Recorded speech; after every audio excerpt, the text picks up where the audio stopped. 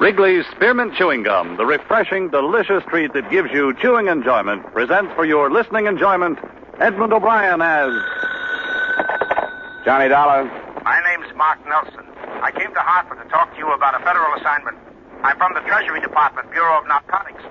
We need an insurance investigator. For what? To go to London on a case that has us stopped here. I'm in the Commonwealth Hotel. I'd like to have you come over. Wait a minute. What's insurance got to do with it? Our company took a policy on a few $1,000s worth of trunks en route to London. Somewhere in the load is $500,000 in narcotics.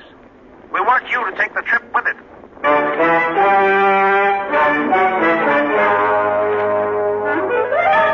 The makers of Wrigley's Spearmint Chewing Gum bring you Edmund O'Brien in another adventure of the man with the action-packed expense account. America's fabulous freelance insurance investigator. Yours truly, Johnny Dollar.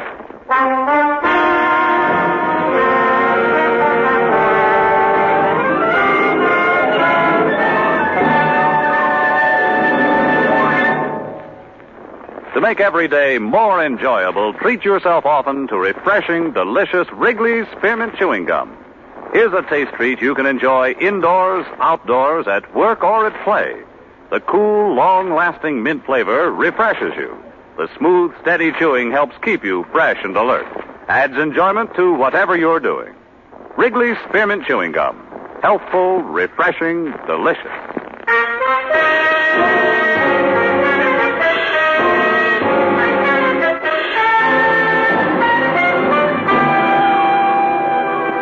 Expense account submitted by Special Investigator Johnny Dollar to Treasury Department, Bureau of Narcotics, Washington, D.C. The following is an accounting of my expenditures during investigation of the London matter. Expense account item 1, $1.75, cab fare to Commonwealth Hotel. I'll give you the background as briefly as I can, Dollar. We allowed the entry of some narcotics from India into Seattle. We've been trying to break up a big ring in the Pacific Northwest. But the stuff didn't stay there. We followed it south into Beverly Hills. Have you ever heard of Dorothy Rivers and Broderick Green? The woman? I think so. I saw her in a couple of plays in New York, didn't I? Yes, that's the one. She's been out west for the past 2 years making movies. Green's her husband, a director. The narcotics went to them. Well, to their house, at least. Well, they must have servants. Yes, they did, but that doesn't do us any good. There were 4 of them, but 3 of them have been discharged. They all had a hand in packing the trunks for this London trip. So any one of them or all of them could have packed the narcotics. You're sure that's what happened? We know they went into the house, but nothing has come out but the trunks. And I searched the place myself just before I flew east. Why don't you want to stop it? We cabled Scotland Yard, and they told us there's been a big increase in contraband over there in the past couple of years. You think this could be part of a pattern? Well, it's possible. You see, because they need our dollars, British Customs make it a point to extend a lot of courtesies to these visiting film celebrities. The stars always arrive with a lot of belongings and usually with a servant or 2. In the case of Green and his wife, just 1. A confidential secretary, a Miss Miller, Lorraine Miller. She's traveling with the trunks. Now, I want you to get acquainted with her. Well, that shouldn't be too difficult. Who's the policy with? Standard Liability Company. $20,000 for a 2-week period. That's a short-term gamble. It'd pay the company to keep an eye on it. Couldn't you use that? Well, it would depend on how young and susceptible this Miller girl is. She's young, Dollar. I got close enough to appreciate that. Expense account item 2, $675, passage to England on the SS Morristown. Before boarding, I received a few more bits of instruction by phone from T-Man Nelson. We've been in touch with Scotland Yard again, Dollar. They're assigning one of their best men to the case. An Inspector Finch. He'll arrange to meet you when your ship docks. We sent him a description. Yeah, Finch. Okay. What else? Well, we still aren't sure about the Miller girl, but her brother is going on the same ship. That could happen. He's got a passport under another name, Miles Spanning. Now, if you need help on the trip, the ship's detective is Clarence Dorn. Dorn. Okay, I'll find him. Okay, Inspector Finch is in London, and I'm flying over in a few days. I'll find you. Hey, Nelson, are you sure you trust me? I'll let you know when we finish this thing. Bon voyage.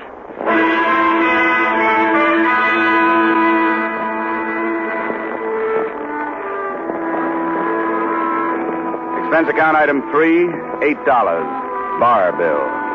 I met Lorraine Miller in a small lounge on B deck as we left New York Harbor. She struck me as being young, all right, but susceptible only when she wanted to be. She had a face that didn't need much makeup and auburn hair that didn't need much messing with. Her hazel eyes were wide-spaced and seemingly candid, but they didn't tell me whether or not she knew who I really was. It must be an exciting job. Travel a lot? Meet interesting people? And I once met a pig named Rollo who had eaten a diamond bracelet. Really, Mr. Dollar? Hey, how long are you going to be in England? About a year, I guess. The Greens are going to make a picture with somebody's frozen pounds. It's a smart thing to do, you know. Everybody who is anybody has some frozen pounds. You don't like these people. If it shows, it's because of this martini before lunch. I'm glad you're here. So am I. You traveling alone? Yeah, but that's my line, isn't it? What do you have, a cabin or a suite? Cabin. Then it's my line. I have a suite. I'll go take a nap in the tub, and you meet me there at 5. There's a little bar, and I'll order some things, and you'll be able to get some music on the radio and have dinner there. Oh, I really shouldn't. Hidden away from the rest of the people. Sound of the ocean outside. You'll like it. If I could only be sure that Mother won't worry about it.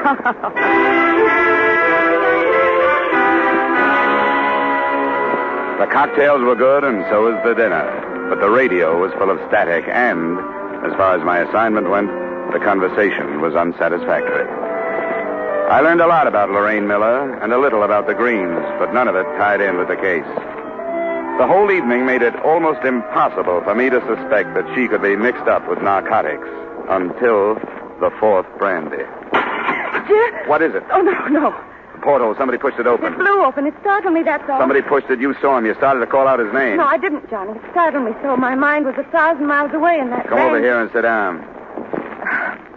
I'm sorry, Johnny. That was ridiculous. Why don't you want to tell me who it was? I saw him, too. Now, who are you afraid of? Don't ask me any more, Johnny. But I want you to tell me. All right.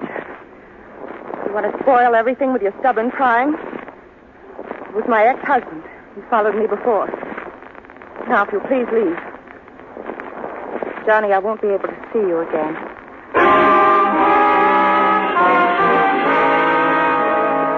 Selfishly, I was sorry it had to happen, but it meant progress.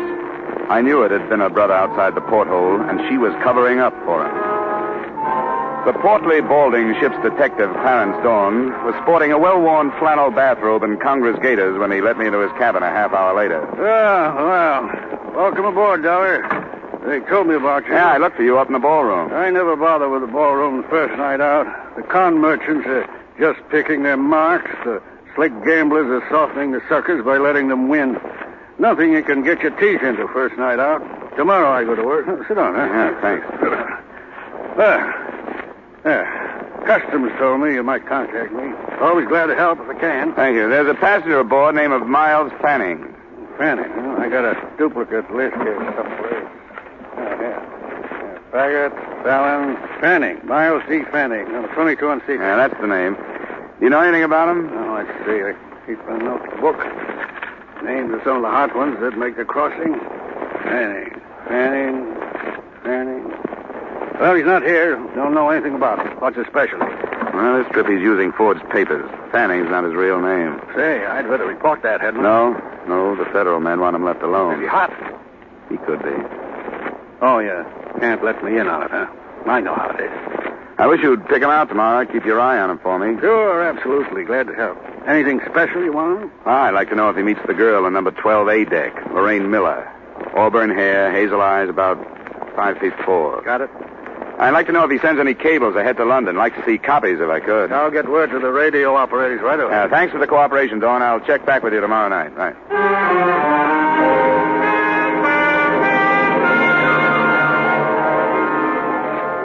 I checked back with him on the following 5 nights, and he had nothing to report.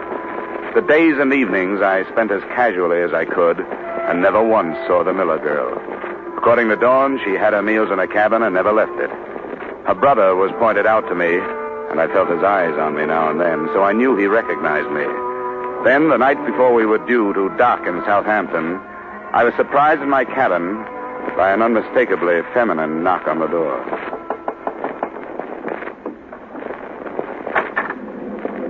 I think I owe you an apology. Well, I didn't expect it. Go on in. Sit down. I'm sorry, Johnny. I wish I hadn't blown up. Why did you? I don't know. I guess because, well, it was hardly the time for an ex-husband to come prowling around. It was too bad.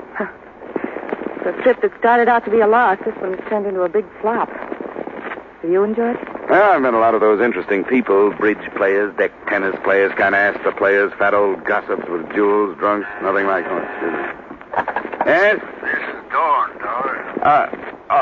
Yes, Mrs. Johnson. Huh? Oh, you can't talk. Yes, that's right. I'll make it short. They met after dinner. Fanning went to the Miller cabin. Oh? I'm awfully sorry, Mrs. Johnson. I couldn't make it tonight. A previous engagement, but thanks for calling. I'll stay on. I'm going to see you later. I hope you find somebody. Night. That was one of them. Could I fill in a contract? Mr. Johnson is seasick. We can get together in London, can't we? That sounds fine. I think we can work it out. I hope so, Johnny. I really do.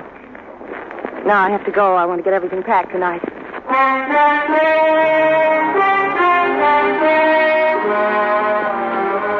I poured myself a nightcap after she'd left. A big one, because I was confused. I didn't know why she'd come, or how much she knew about the narcotics, or how much she thought I knew. It was the first drink I'd had in my cabin out of my own bottle, and it was the last. I felt it the minute it was down, and there was nothing I could do about it. But it was painless. The ship seemed to roll more heavily, and I pitched forward toward my bunk. After that, the ship could have sunk, and I wouldn't have known about it.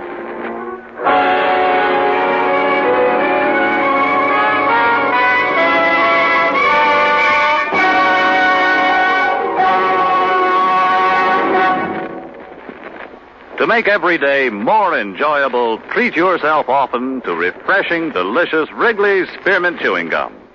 The lively, full-bodied real mint flavor cools your mouth, moistens your throat, freshens your taste. And the chewing itself gives you a little lift, helps you keep going at your best. So for real chewing enjoyment that's refreshing and long-lasting, always keep Wrigley's Spearmint Chewing Gum handy. Healthful, delicious Wrigley's Spearmint Gum will make every day more enjoyable. And now, with our star, Edmund O'Brien, we return you to the second act of Yours Truly, Johnny Dollar.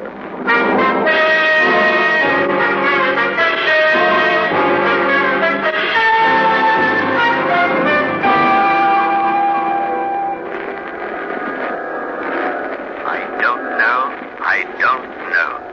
Great shock to the system. Yes, it must be. Sinister amount of opiate. Amazing resistance. Well, we'll try. There. I don't dare give him any more stimulant, Inspector, but this should bring him round. Rather an unpleasant arrival, poor chap. Yes. That did the trick. Now I'll leave him to you, Inspector. Keep him awake, but don't expect too much at first. Yes, of course. Thank you, Doctor. Mr. Dollar? Mr. Dollar? Can you hear me, sir? Huh? What? You must try to stay awake. Can you open your eyes? Who are you? Chief Inspector Finch of Scotland Yard. Oh, the girl. I'm afraid Miss Miller has disembarked. Fanning? He's being followed by one of my men. Mr. Dollar, your system received a large amount of opiate, enough to render you unconscious for almost 12 hours. Do you know who administered it? Where in Southampton? Yes. It was a girl. She come to my cabin and there was a phone call. A phone call, sir? The ship's detective had been giving me a hand, keeping his eye on Fanning. I wasn't watching her. She must have drugged the whiskey while I was talking. Oh, I was stupid. I shouldn't worry if I were you. The situation is nicely under control. The trunks? En route to the Green residence. However, the men in the lorry with it are from Scotland Yard. They'll unpack them, and I assure you nothing will pass unnoticed. Nice going, Inspector. Thank you, sir. We like to try. Now, if you could raise yourself and drink some of this coffee. All right. Yeah. Shouldn't be this hard. A nasty experience. Okay, let's have the coffee. Splendid. When you feel strong enough, we'll have an ambulance move you into my flat. You may rest there, and we shall await developments.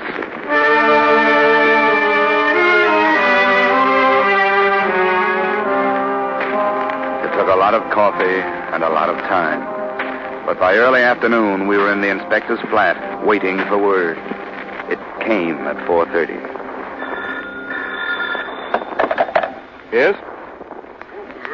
Mm-hmm. Huh?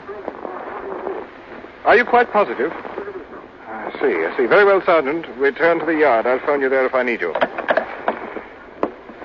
Mr. Dollar, is it possible that an error was committed on the other side, that the narcotics never left there? They didn't find them? No. After meticulous search. Oh, Treasury's not going to make a mistake like that with $500,000 worth. The narcotics left the States, all right. Perhaps they're still on the ship. May have got the wind up since you were aboard and discarded the original plan. I don't know. I suppose it's a thought. Right. I'll arrange for a search party at once. Inspector, who in London would be able to buy this amount of narcotics? That question had occurred to me. The answer shouldn't be too difficult to find. Perhaps you'd care to accompany me to my office while we try. We rather pride ourselves upon our efficiency.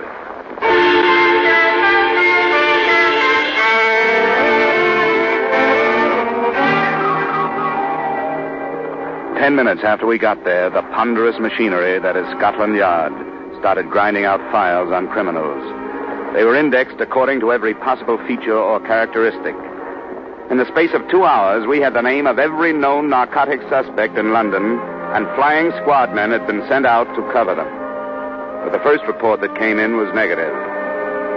The ship had been searched without success. Then the phone rang again. Inspector Finch. Huh? Oh, yes, he's here. Mr. Dollar?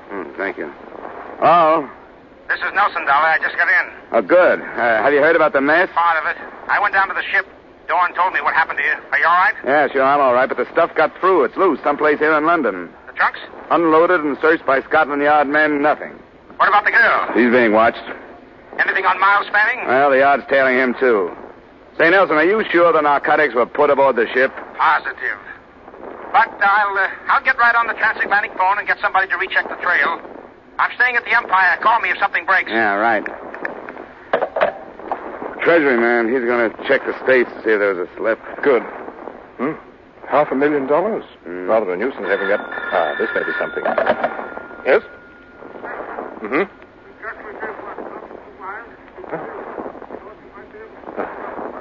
I see. Yes, at once. See that a driver and a radio cars at the main entrance. We want to stay in touch. Thank you. What was it? Any progress? Yes. Most unpleasant progress. The constable I assigned to follow the chap who calls himself Fanning has been shot to death. Oh? Progress lies in the fact that your ship detective fellow, Clarence Dorn, was killed at approximately the same time. Dorn? Yes. Do you have a pistol, Mr. Dollar? It's on the ship. We won't bother going there. I'll have two issued to us before we leave.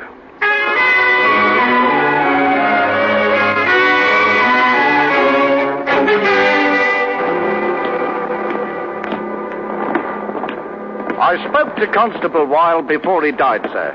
He said he heard shots and ran into the house. By the time he reached the corridor, this Fanning bloke was leaving his room. He tried to stop him. I see. And Fanning? He bolted out the back way, sir. Did he say if he was carrying anything? No, sir. He... hold on a minute. That's what he was trying to say. Port, he said before he died. He was trying to say portmanteau. It's still expensive, Progress. That's the room, sir. Yes. Hey, Constable, hop down to the car like a good chap and ask the sergeant to radio in an addition to the Fanning description. The fact that he's carrying a traveling bag. Yes, sir.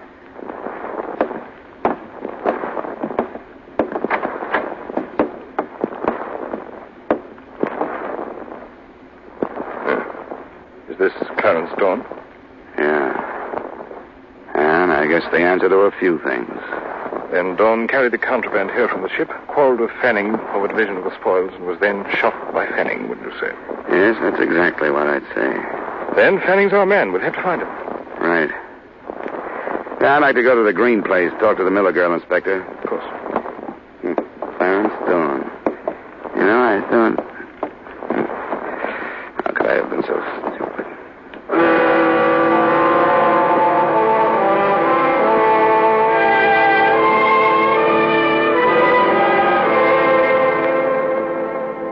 The Green residence was dark when we arrived, and there was no response to either the doorbell or our shouts. We pulled up a few yards, and while we waited, we listened to the nervous talk between the radio cars that were combing the city for the man we called Fanning. This afternoon, a man answering the Fanning description has been reported in the square. Request flying squad men to search the building. That's 3.5 hours we've been here. Must be 1 million men in London who answer his description. And so we shall have to question 1 million men. 47Y, 47Y to 14B. Are you still in Charing Cross Road? Over. 14B, 14B here. Still in Charing Cross Road. Over. 47Y to 14B. Investigate 1936 Bentley crossing into your section. 1936 Bentley. Close coupled sedan. Black.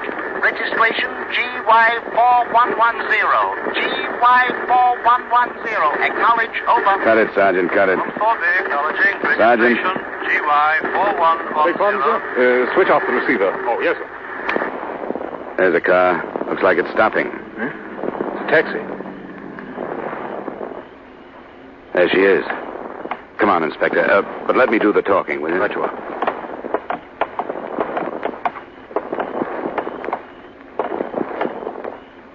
Lorraine? Who is it? Johnny. Johnny, where have you been? Where is he, Lorraine? What happened to you? I looked for you when we were docking. I came to your cabin and knocked. Stop it. Where is he, your brother? Johnny, Come on, where is he? what has he done this time? What'd you say? What has Jim done? You know what he's done. No, I don't. He wouldn't tell me. After everything that's happened, after you've lied to protect him, you're asking me to believe that you didn't know what he was doing? Yes, I'm asking you to believe me. You don't have to. I haven't known anything about Jim since the war. It wasn't my brother who came home. It was somebody else. Somebody to be ashamed of. A stranger I gave money to so he'd leave me alone. But he never did. It was the war. What has he done this time? Tell me, Lorraine. He knew you were coming to London? Yes. You saw him while you were getting ready to leave? He needed money. I hired him to help with the packing. Where is he, Lorraine? I've got a right to know what he's If done. you're telling the truth, it doesn't make any difference. The man's a criminal. He has to be taken. Now, I want you to tell me where he is. He's not my brother anymore, so it doesn't matter. He's going to Tangiers. How, on a ship or a plane? A ship. Which one? I don't know. He's leaving at 9 a.m. If he doesn't, he'll drag me into whatever it is. Accomplice, he said. But I don't care anymore. I don't care.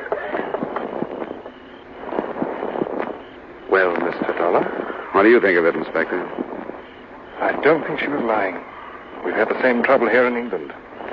Young boys who found themselves fighting a war as children were no more than grown-up children, and one day they were told they'd won it. I've seen them. They can't cope with our rather sorry victory, and they simply don't care. Loyalties mean nothing. They want money, and they don't care what they do to get it. Perhaps you, an American, and I, an Englishman, are partially to blame. Yeah, I guess the war is still with us, Inspector. After you, sir. Thanks. Sergeant, Yes, sir.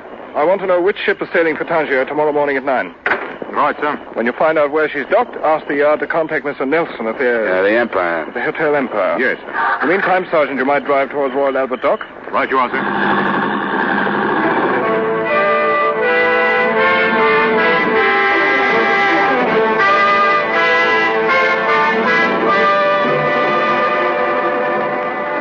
The ship turned out to be the city of Bombay. Before we drew to a stop at Royal Albert Dock, we passed through what must have been half of the mobile police force of London. That must be Nelson's car. Yeah, there he is. Come along, Sergeant. We want you to stand guard at the gangway. Right, sir. Hello there, Dollar. I was beginning to wonder if you'd ever get here. It's only been 10 minutes, Nelson.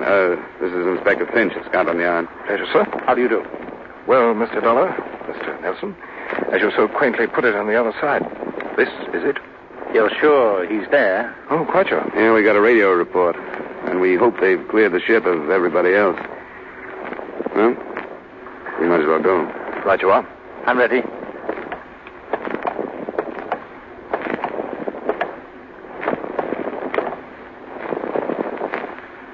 Mr. Dollar? It's up to you. Thanks. You there. Is Mr. Fanning aboard? Aye, he's aboard. Stay here, Sergeant. Right, sir. You received word from Scotland Yard? I did. Then you'll allow us to come aboard after him? You can come aboard.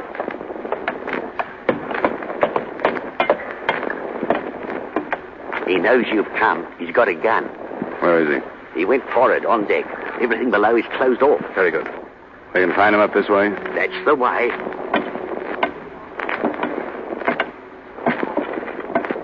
There's a winch up forward. Good protection. Down behind the hatch.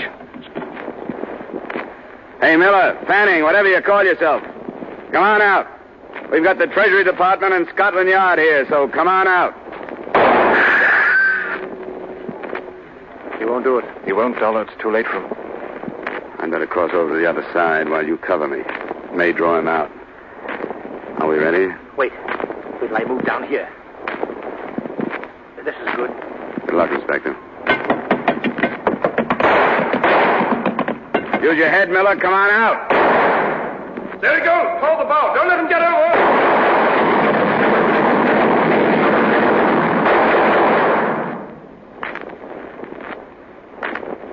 Inspector Finch? Yep. Nelson? Yes. Yes, you all right, Dollar? Yeah, what about him? He's dead, Dollar. We can search his cabin now.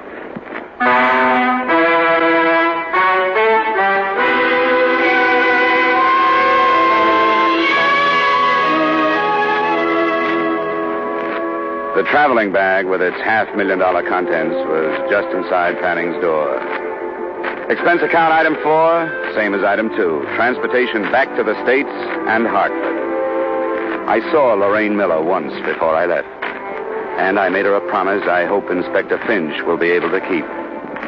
That only the name Fanning would make the official records in the front page, because the name Miller had already gotten more than it deserved. Expense account total, $1,580.20. Yours truly, Johnny Dollar.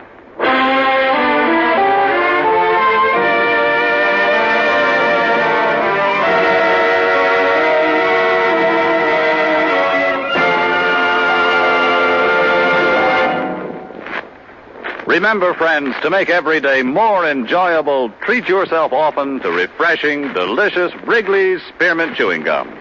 There's lots of cooling, real mint flavor in every stick. And chewing Wrigley's Spearmint helps keep you feeling fresh and alert. You feel better, work better, get more fun out of doing things. So indoors, outdoors, wherever you go, keep some healthful, refreshing Wrigley's Spearmint Chewing Gum handy. To make every day more enjoyable, treat yourself often to delicious Wrigley's Spearmint Chewing Gum.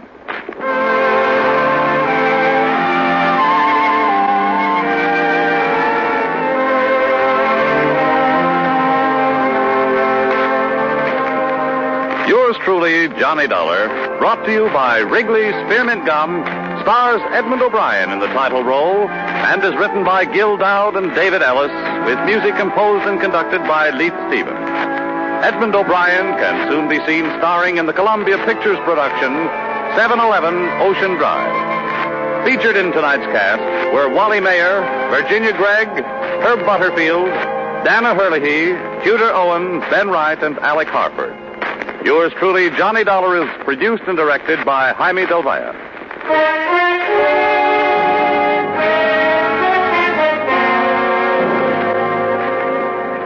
The makers of Wrigley's Spearmint Chewing Gum hope you've enjoyed tonight's story of Johnny Dollar and that you're enjoying delicious Wrigley's Spearmint Chewing Gum every day. We invite you to join us again next week at the same time when, from Hollywood, Edmund O'Brien returns in another adventure of Yours truly, Johnny Dollar.